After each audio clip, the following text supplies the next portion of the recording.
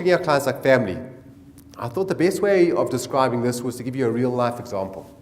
So I'm going to tell you the story of a couple. Let's call them Bill and Mary Dlamini.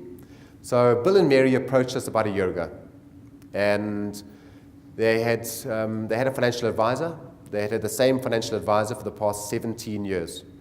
And this chap had never had, and it was with a big company, this chap had never had the tough conversations with the client.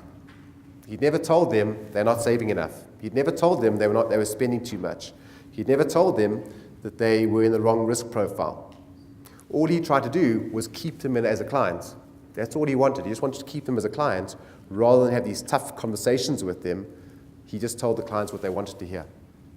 So when the clients approached us, this was their situation. They had 5.9 million rand. In total, they were 59 years old, and they were set to retire at age 65.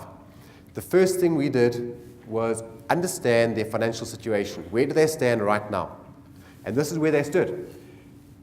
At age 65, they were destined to be in the red, where their drawn capital was going to be close to 10%.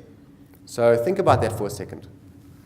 Let's say you had 1 million rand and you need to spend 10% or 100,000 rand per year to live. How long will the capital last? 10 years. It's not long enough. We're all likely to live until well into our 80s.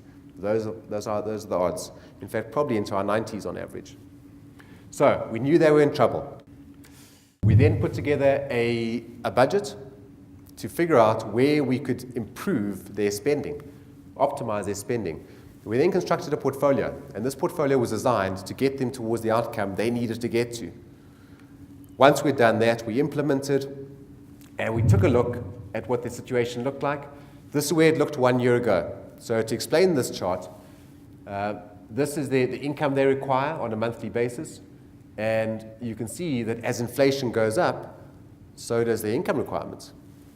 The red area is what they're likely to achieve. And what is evident is that at age 70, that was likely to taper off significantly. What can you read into that? Their standard of living was going to go heavily backwards at age 70. I guarantee they'll be alive at age 70. So 1 year on, this is how it looks. We've now got them up to age 80 before their standard of living starts going backwards.